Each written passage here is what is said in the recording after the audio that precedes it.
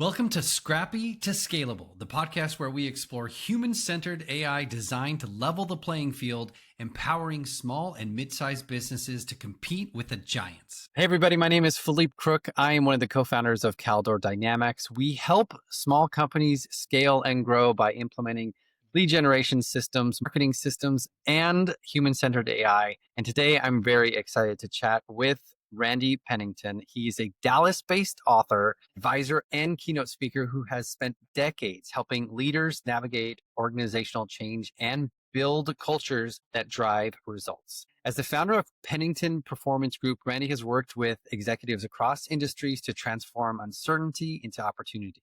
His books, Results, Rule, and Make Change Work, reflect a philosophy grounded in accountability, relationships, and the belief that culture is the ultimate competitive edge. Randy, thank you so much for taking your time to be on our podcast. How are you? Well, thanks, Felipe. It's a privilege. Thanks for inviting me. Yeah, I'm super excited to chat with you. You have a lot of experience in this field, and I want to ask you what got you to this point right now? What started this journey for you?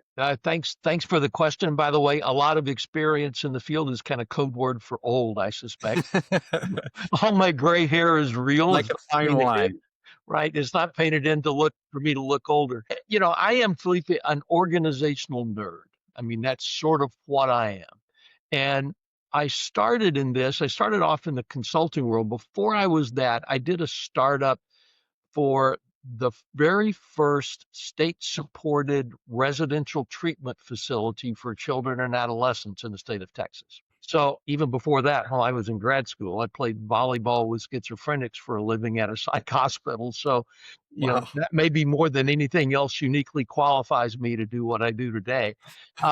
But we started this hospital. And I mean, we were fully accredited by Joint Commission. We were operating at the highest levels. And I got really interested in how organizations work. Then I was recruited into a small boutique consulting firm, became a partner there, became CFO there, then left and went out on my own because I learned a very important lesson. Being a minority partner in a closely held firm has a lot of prestige, but very little actual authority. So I went out on my own, and I've been doing this work for over 3 decades now. And I feel very honored that my clients have sort of trusted me to help them get through all the major change and disruption they've faced over that period of time. And it kind of goes back to the certain principles. Culture is a big piece of that. We're going to talk a lot about the culture aspect of things. But before we get into that, I'm going to ask you the question that I always want to ask right at the beginning. How do you get a company to scale? I know that you probably have a roadmap, and how can I get a company to scale? Well, I'm going to share, there's 6 things, Philippe, that you have to have first off, you have to be sustainable before you can get to scalable. So think of it this way: scrappy, sustainable, scalable. Does that make sense? Yeah. And so the first question is, how do you get to sustainable? Because if you can get to that, then you can have the resources and the time and energy to scale. One of the challenges I see, in fact, I talked to a CEO about 3 weeks ago, and he was saying, I want to get to scalable. And his real problem is he wasn't as sustainable. They went public way too soon. And so they weren't quite sustainable. And so they could not then raise the money to get to scalable. So let's start back with sustainable. The very first thing you have to have is a product or service that actually solves a real problem. And that sounds like it ought to be a no-brainer, but you'd be surprised, right? It's like, oh, I think something works. I think it sounds good. It has to solve a real problem, especially in times of uncertainty. Customers run toward value, and the value has to be something that helps them immediately. So that's the first piece. Second piece, a clear vision and a strategy to get there. Now, I do a lot of strategic planning. Everybody talks about strategy. I want people to think about it this way. Strategy is how we win in the marketplace. So it can't just be a plan that becomes a book stop or a door stop in your office. It has to become that plan for how you win in the marketplace. And the vision defines what winning looks like. So that's the second thing. Third thing, and this is something you can help with, and that's a system that attracts and retains profitable customers. Keyword there is profitable customer, Yeah. right? I'm sure that there's lots of people out there that have lots of customers, but they are draining resources. They are draining time. If they're not profitable, you'll never get to sustainable. And remember, if you never get to sustainable, you don't get to scalable. Okay. So, fourth thing, you have to have operational competence and capacity. Now, that also will have an impact on your ability to scale. I mean, the worst thing you can do sometimes is have people buy when you're not ready to sell them something. The marketplace is very unforgiving around that. So, that operational competence, can we deliver what we say we deliver? And capacity, do we have the ability to grow and expand and take on new work? And it doesn't matter if you're trying to scale or just trying to get to organic growth. Fifth thing you have to have, financial controls and a strategy. Financial controls and financial strategy. Um, it's not just bookkeeping is not enough. You actually need financial controls. And the last thing that is you have to have a culture where everyone is committed to excellence. Now, of those six things, here's what we find is that entrepreneurs, especially starting out, the one thing, if they have to give up one thing, they give up culture first. Why do you think that is? You know, it's a great question. I think probably they give up culture first because they don't see an immediate benefit. If I can get a lead, I see immediate benefit. If I can close a sale, I can see an immediate benefit. If I ship a product or deliver a service, I see immediate benefit. I can send an invoice and get paid. If I get my accounts, my account receivables in order, or I get money in and I need cash flow. Culture is the thing that you kind of like, I have a hard time putting my head around it. And at the same time, here's what we see over and over and over again. First off, the culture always wins. A great strategy with a lousy culture that focuses on excellence, on delivering all the time. A great strategy without that culture, the company will fail. The culture will win out. On the other hand, if you get the right people in the right place who are absolutely clear and focused on what you're trying to do and on what winning looks like and on the strategy, if you get the right people, they'll figure out a way to make it work. So talk to me a little bit more about the culture aspect of things. How do you develop a good culture that will last through the growing pains of scaling? Another great question. So I want to go back. It's important that we understand at least my definition of culture. I define your culture as the habits displayed over time. Right. Day in and day out, habits displayed. By the way, you can't not have a culture. Families have culture. We all have a culture. The only thing that matters is, does it sustain you or not? So if you think about its culture as habits, now I realize that is a little different than how it's often talked about. Unfortunately, in too many organizations, the concept of culture has been hijacked by well-meaning people who really don't have a clue about what it takes to operate a successful business. Culture becomes, did we have a party? Is it fun? Well, there's nothing wrong with having fun. In fact, what's more fun than fun? But if you're having fun and not delivering results, that's a party. It's not a company. So the culture of the business is how we think about not only people, but how we think about performance and how we think about professionalism. So how do you build that? I'm going to give you a model, then I'll give you an example. Is that fair? Yeah, of Here's the course. model. Choice, where we put our focus, influences action. Intentional choice. By the way, you learned that when you learned to drive an automobile, right? When you learn to drive an automobile, depending on when you learned at 10 and 2, right? They told you to keep both hands on the wheel, look straight ahead, and don't look to the left or the right. Yep. Well, where you put your attention is where the car goes. Well, where you put your attention is where the company goes too. If you put your attention at, we're going to ship this product no matter what, I don't care if we have to cut corners, what the culture becomes is it's okay to cut corners. So choice, where you put your focus, drives attention. Have you seen in your experience, I'm sure you've seen many times, where that culture and that vision and that attention is not where it should be? And how do you get people back on the same page when it's drifted? Well, the first time is you have to get alignment, right? You have to understand where you are. But you see, action over time becomes habit. And I really believe that one of the ways you get people back on track is to put the processes and the systems in place that help create habit, that you get what you need to get done. So here's an example. Sometime earlier in my career, I was with a boutique consulting firm. We were having a revenue problem, as companies often do. And we decided that we needed to get more focused on revenue generation. So we said from 8:30 in the morning until 11 in the morning was revenue generation time. We built the habit in there. Nobody could schedule a meeting unless it was about revenue generation. Meetings that didn't create revenue generation were not allowed. Even the receptionist, she's like revenue generator. We gave her things like scour the files, find new people, find people for us to talk to. Who haven't we followed up with?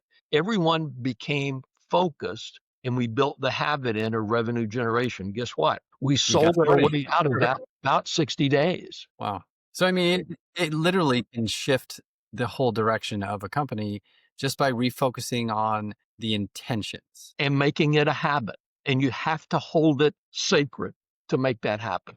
But, we did it. And guess what? Then we got successful and we said, well, okay, we're doing really well this week. And we, slid off and, 9 months later, we were having problems again, right? Because we got out of the habit. It's kind of the way it is with people too, though, right? We get healthy, we get in the habit, and then we go, okay, I'm out of the habit now, and then I get unhealthy again. So, the habits displayed over time, what really tell me what's important. How do you measure that? Is it literally just what's in your schedule that becomes your habit? Yeah. So there's 3 things that we can measure in a business: activities, results, and perceptions. That's it. So results, which is what, again, we want as entrepreneurs who are trying to scale our business, or perceptions, whether it's net promoter score or employee net promoter score or whatever, those are lagging indicators. The activities are the leading indicators. So if you want to make something in your culture a habit, you measure the activities that will lead you to the results. Now, the results follow. You got to trust it a little bit. You can't just wait on results. You have to measure the activity that then leads to that. So we measured how many days, how often did we go from 8:30 to 11 focused on revenue generation? It was an activity. When I work with clients on, improving their employee engagement, one of the things I often hear is, well, we want our leaders to recognize people more. Okay, so we start asking them to tell us, how many people did you recognize this month and for what? Now, we don't do follow-ups. There's no recognition police that goes out or anything like that. But the fact that we're measuring it, we trust that people aren't going to lie to us. And guess what? They start doing it more because it's at the top of mind. Even if it's like the only time they do it is it's Friday afternoon and I've got to get these things in before I go home. At least it's something. And then over time, the results change, the perception changes, and then it starts to reinforce itself. Most companies tend to drift in their culture. How do you get them back? Maybe it's their vision that was wrong to begin with, or how do you get them back into a place where, okay, this is a place where people want to be, the culture is good, when it's been drifting for so long? Well, what you're really, I think, asking, Felipe, is how do we get people to change? How do we get companies to change? Yeah. Right? That's at the heart of this. And I go back to why we change. It's why we change as people. It's why we change as organizations. Crisis pushes us to change. Opportunity pulls us to change. Say that one more time. Crisis pushes us to change.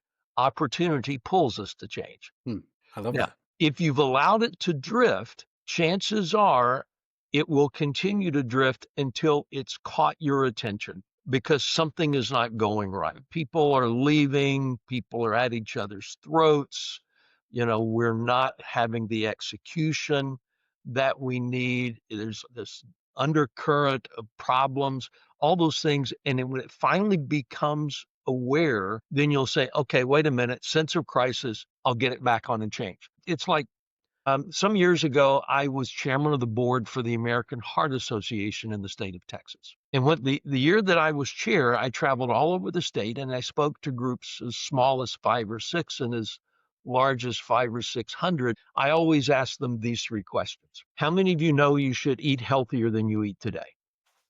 Every hand went up, right? How many of you know you should exercise more than you exercise today? Every hand went up.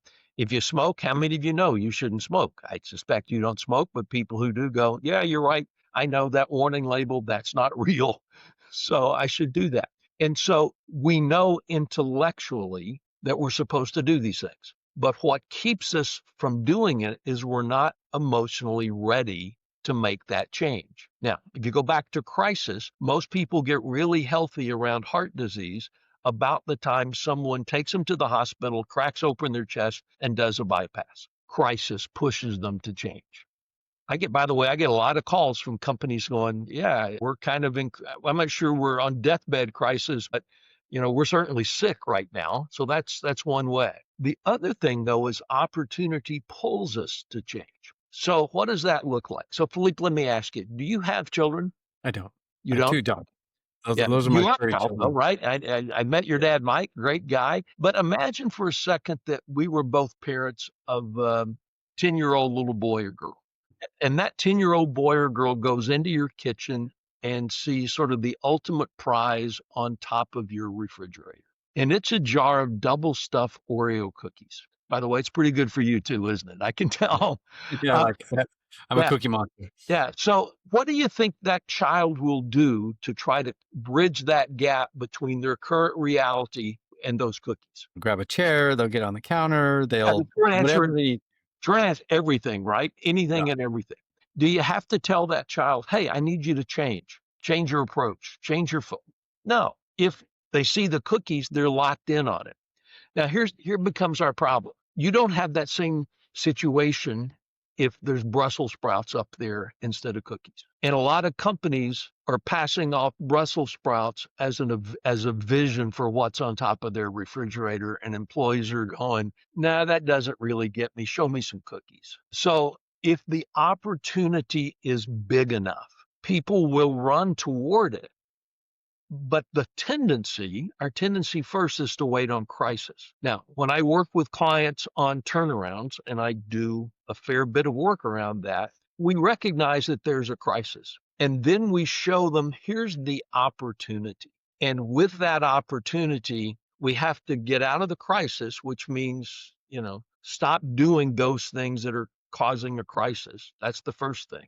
And then we start building the opportunity, and we want to get to that point as quickly as possible, because once we can get some momentum, then we can make progress pretty quick. So diving a little bit further into the opportunity. Now, I'm sure that's different for every single company, but what exactly does that look like? Does that look like a monetary goal? Does that look like a product goal? Does that look like The answer could be raises? all All of the above, yeah. Yeah. So, for example, I know that your dad, Mike, has done a lot with lean manufacturing over the years. Yep. He and I chatted about that in the pre-call. One of the things that we learn in lean is if you show people, you tell somebody, we're going to help make your job easier. Now, if you tell them we're going to do lean, they'll probably go, I'm not interested. But if you say, we're going to make your job easier, they'll go, oh, okay. And then if we can show them that with a quick win, then they start building on it and escalating on it. It's the same with any other type of change. Once we do it, we like to keep doing more of that because it's fun, it's productive, it's rewarding, it makes our job easier. By the way, all of those things lead to eventually the company being better. And when the company is better, we have an opportunity to make more. I mean, you can get as deep as you want to get with bonus systems and incentive programs. And, I'm working a project right now where I'm helping this client. We want to get them on a path to a 30% increase in profit margin within a year. That's ambitious. Yeah. And we don't have a lot of money to spend on it. So it can't be, we're just going to pass out bonuses. By the way, bonuses are not sustainable long term. What we want to build in is that incentive to build the habits, to build the processes, to build the system. And that has to become at some point its own reward. Well, I did a podcast earlier this week with a guy who was talking about the platinum rule. Have you heard about this? Mhm. I've loved that idea. And it sounds like a lot of those principles. Yeah, Tony Alexander wrote the Platinum Rule, wrote the book, The Platinum Rule. And yeah, I mean, there's a piece of it that goes into that, right? It's treating people the way they want to be treated. Exactly. Not the way you want to be treated, but the way they want to be treated. So I Right. assume that when you're meeting with people and you're talking to your employees, the way to get them motivated is to understand what they want, what their desires, and hopefully it'll align with the company Well, I mean, vision. that becomes the key. So here's a specific example. I told you I worked at a first state-supported residential treatment facility for children and adolescents. That happened to be in Waco, Texas. Waco, Texas is home of the Baylor University. And at the time, there was a guy that was coached there named Grant Taff. Grant's no longer around or with us, but I heard him speak once, and here's what he said. He said, every year, I give all of my players a 5x7 note card and I say, tell me what your goals are. And they write them down. And then I take a 5x7 note card for every player. And I said, what's my specific goal for this player? He said, then I start the conversation this way. Tell me what your goals are, Felipe. And you know, if you're a linebacker, you might say, Coach, I want to be an all-conference linebacker. I want to lead Baylor to a conference championship. I want to get drafted by the NFL. I mean, it's that kind of stuff that they often say. And Coach Taft said, my goals were a little more specific. If it's a linebacker, I need them to run a 4.4 or 4.5 40, be able to bench press at least 250, average 9 tackles a game. And oh yeah, they need to pass chemistry, right? And so I would talk to them specifically about that. Now, here's where the culture piece comes in. There's a habit around doing that. But if you take elite any college athletic program, it becomes highly structured. They check them into practice. They make sure they wear the right equipment. They make sure they go to the weight room. They make sure they attend class. They make sure, right? And over time, that structure, that imposed discipline, if you will, becomes the self-discipline that drives the culture. And it works that way where we're talking about productivity or how we treat people or anything else. It seems like it always starts at the top. It does. But it does. Oftentimes there's a lot of leaders that don't adopt that and don't have that viewpoint. How do you get a leader who is a little bit stubborn or doesn't find the value in culture as much as you would? How do you get them on board with that? Well, the first thing it's sort of like that platinum rule. It's like talk to them about what's important for them. And, you know, for example, we just did a study this year, and it's called the whole package. And it's, you know, what does that leader look like who is the epitome of, you know, sort of the best of the best? They're not perfect, but they're the person that you would run through walls. Now, chances are you have someone like that in your career. So do you have someone like that? Okay, so let me ask you about that person. Did that person expect more of you or less of you? More. And when she or he expected more, were you more likely or less likely to do everything in your power to meet or exceed those expectations? I wanted to at least meet her expectations. Yes. Yeah. When that person said, we need to change, were you more likely or less likely to go, okay, let's change? Because I respected her so much, I was willing to say, okay, let's give it a try, right? Let's give it a try. And it works that way for accountability. It works that way for accepting feedback. It works that way for contributing to a positive culture. Our research even shows it works that way on not only just retention, it has an impact on whether you will even take the recall when a recruiter calls them off their LinkedIn profile. Now, so, what I start talking about is here's how you know this works, because if those things happen, would your business be better? More accountable, higher trust, better change, better. Yeah. Okay, good. Now we're talking their language. And the other part is the statistics are pretty amazing, like 65, 70% across all people. But when we ask people to self-rate themselves on whether they were a star, above average, solid employee, marginal employee, or poor performer. Surprisingly, a little over 8% said they were either poor performers or marginal performers. But here's the key part. When people see themselves as star or above average performers, the impact of an exceptional leader is exponentially higher, like 80+%. Say it's a significant or substantial influence on how they perform every day. It makes a lot of sense, of course, because if you have a leader that is inspiring, that you feel so psychologically safe with, that's a guy that we did a podcast with. He said, you have to create an environment that is psychologically safe, that's accountable, it's inspiring. Those things motivate people so much better than beating them with a stick. It just is much more effective way of leadership. And I wish more leaders thought that and felt that way. Truthfully, the core of my people management philosophy for over 40 years, the reason that our culture, the reason at our hospital we had turnover that was about 50% of what our peer group average was, the reason why we were always on budget, the reason why we had amazing success, we tie it back to our culture. And the philosophy has always been, when we treat people as valued partners, we earn the right to expect them to act that way. We earn the right to expect them to act that way. That is a very interesting way to phrase that too. Because you're like, I love that. That's We have to earn the right. Otherwise, what we do is we get people coming to work to just do the minimum, just not get fired. And going back to where we started, if people are operating just so they don't get fired, they never go from scrappy to sustainable, and they never go from sustainable to scalable.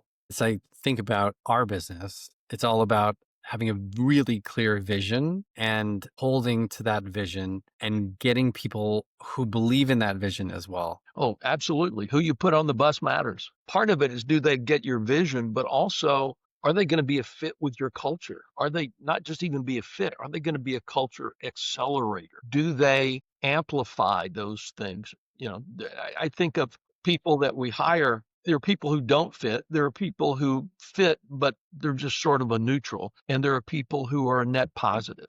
Especially if I'm trying to grow and scale a business, I need everybody to be a net positive. Not just on vision, but also on, do they fit with how we operate? I struggle a little bit because I'm on the sales and marketing side, and Mike is on the operations side. He's been manufacturing for 30 plus years and on the operational side. He and I think very, very differently, but we complement each other really well as co-founders. So you have the same values. Yes.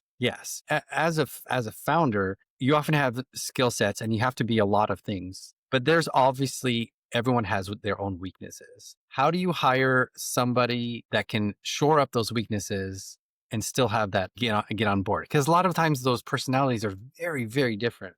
So how do you make sure that you're hiring the right person? Yeah, I think there's a couple of things. There's a lot of layers to that question. So I appreciate it. The very first layer is, do you know what the job needs? And one of the things that we do with our clients is, we help them go through an analysis. And the first question for a job is, if the job could talk, what would it tell us that it needs? Now, it could be, what does it tell us it needs from a competency, from an expertise, from a personality, if you will, or a behavior style, from a communication style. What does it tell us it needs from, the ability to run fast?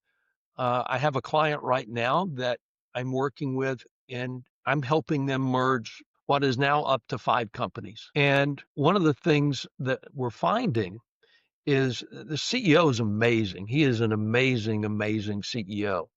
And he runs fast. I mean, the dude just runs fast. People look at it and go, I'm running as fast as I can, and he's still lapping me because he runs so fast. So, one of the things that we've learned about him is that if the job could talk, it would tell us that you've got to be able to run faster and further than you ever thought. And you've got to be okay with being pushed to that.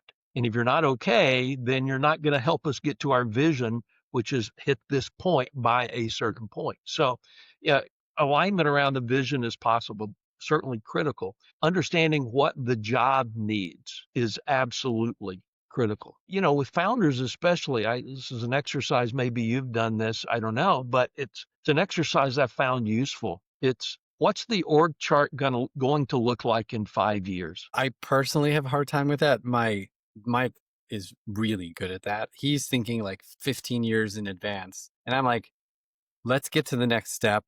And then the next step. I'm much more on a short-term mindset, and Sure. he's way, way longer, which makes sense in operations. It's what he does. But the other part of it is you can't live in 15 years out. You still Right. have to live at tomorrow. But, again, if you go back to what do we work on as leaders? Well, we've always heard that we work in the business and we work on the business. Okay, in the business is what are you doing right now so that next week you're selling something? That's in the business. On the business is sort of that 5-10 year out piece, the strategy piece, and then you've got to connect those two together. So if that's the on the business vision, what do we do today to get us there? And so there's got to be that link. But there's also has to be, especially in a startup that's going from that scrappy to scalable continuum, you also have to work not just in the business and on the business, but you have to work on the team and on the culture. So the on the team is having the right players on the team. And, if you think about a professional sports team, regardless of the sport, none of them ever go into the off season thinking, I'm happy with where our team is today.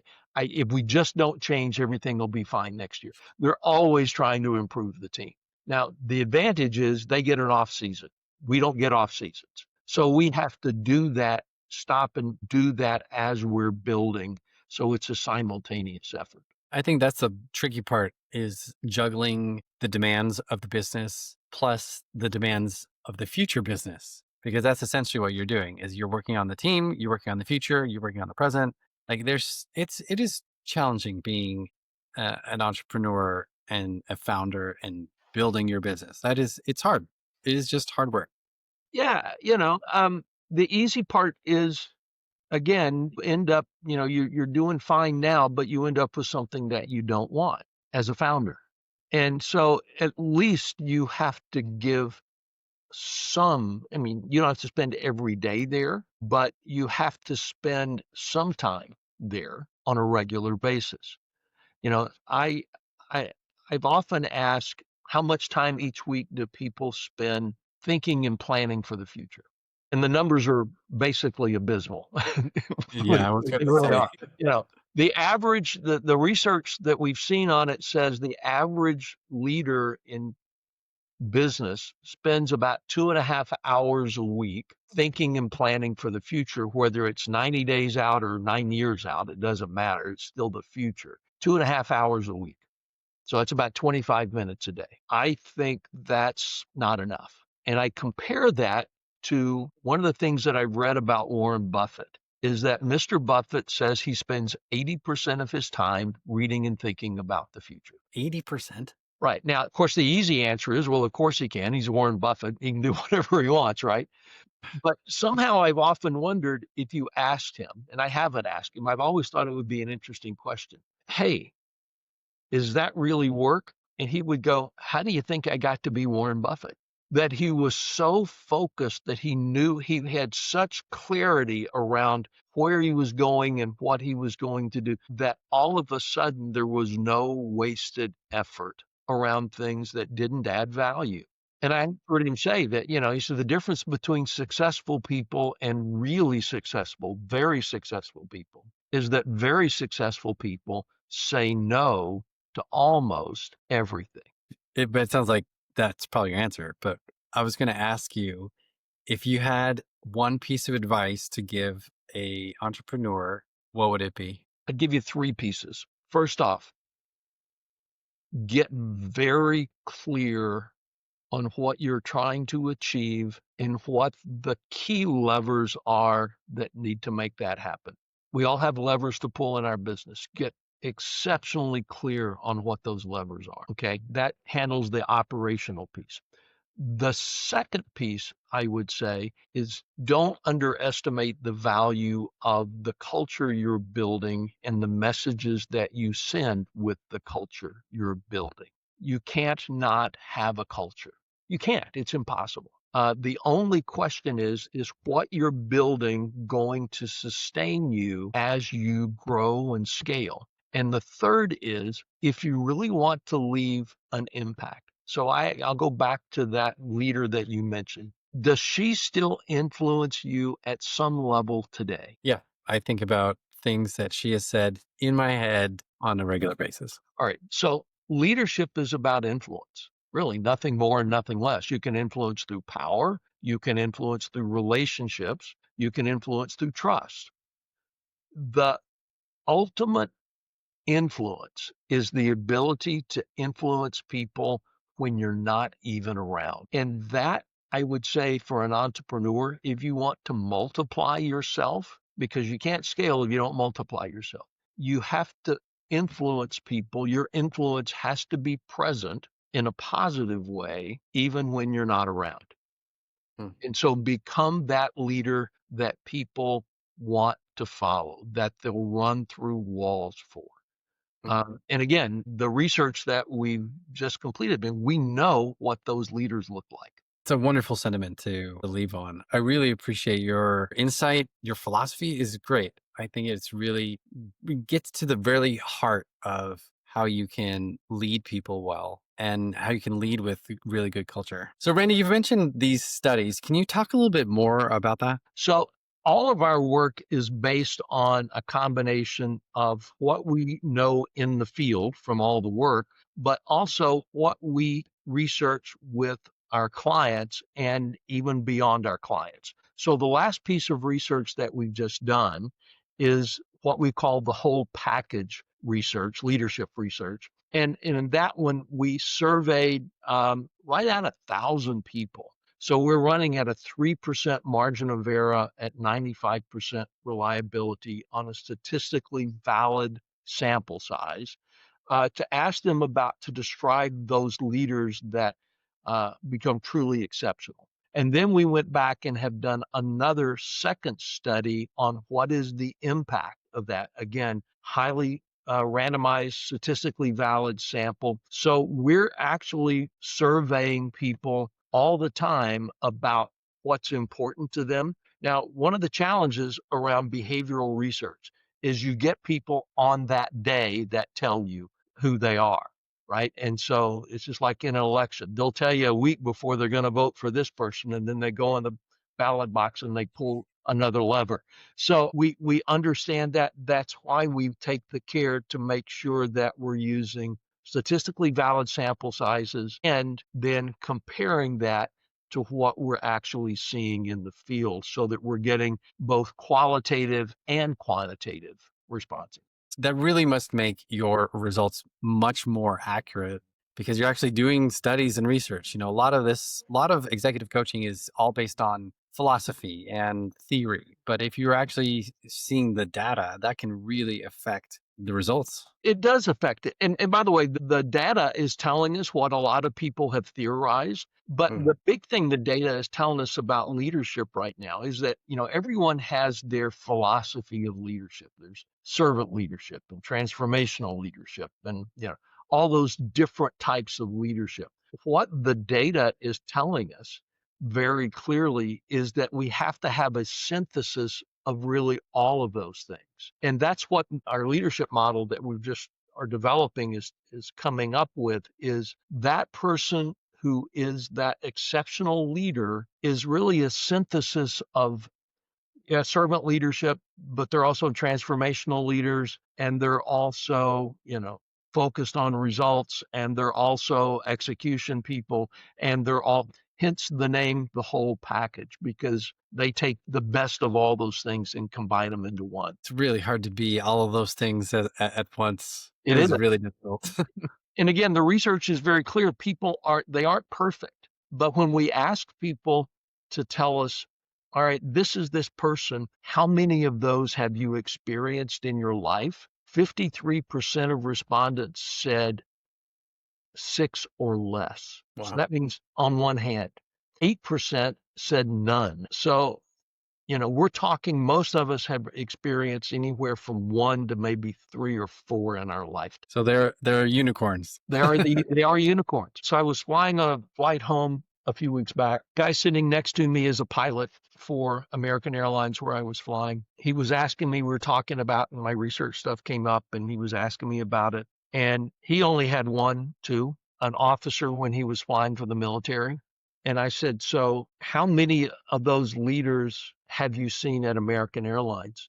And he just laughed. Wow. And I said, so now let me ask the second question. What would be different if even 20% of the leaders in American Airlines at all levels operated like this? And without hesitation, he said, I can tell you one thing that would be different.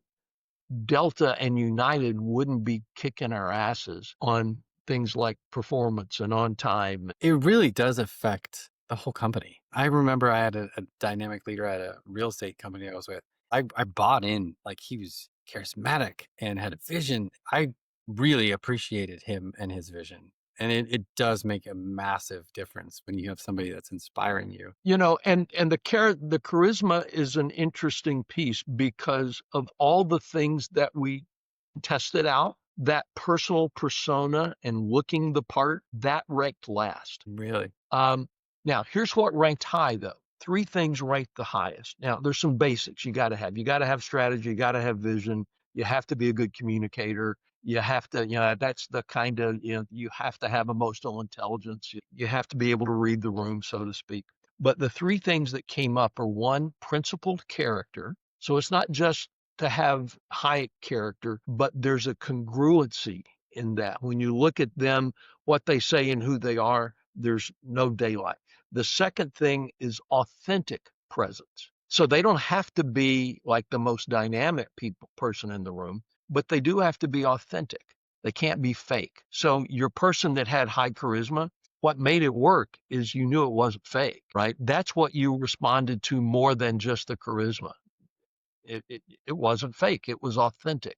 And part of that is that caring about. Again, the research told us caring is now a core competence. Mental, physical, and emotional health is the number 1 biggest challenge people said that leaders face in the next 2 years or next 10 years. Very true.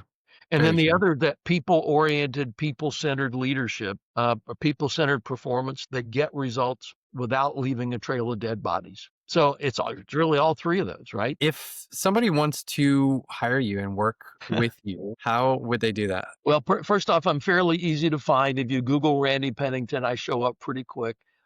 There's a couple of others out there, but I'm the only one with this much gray hair and this much gray beard.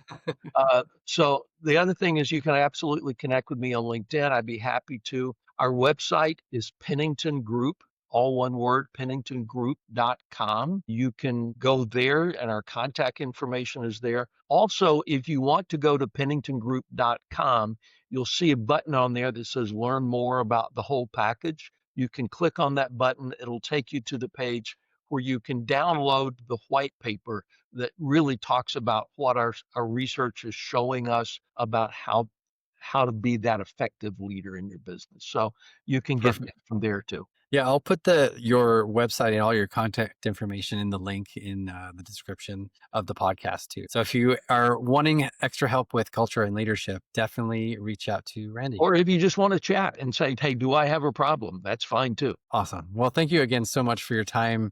It was really nice to chat with you today. Good to chat with you too. Thanks.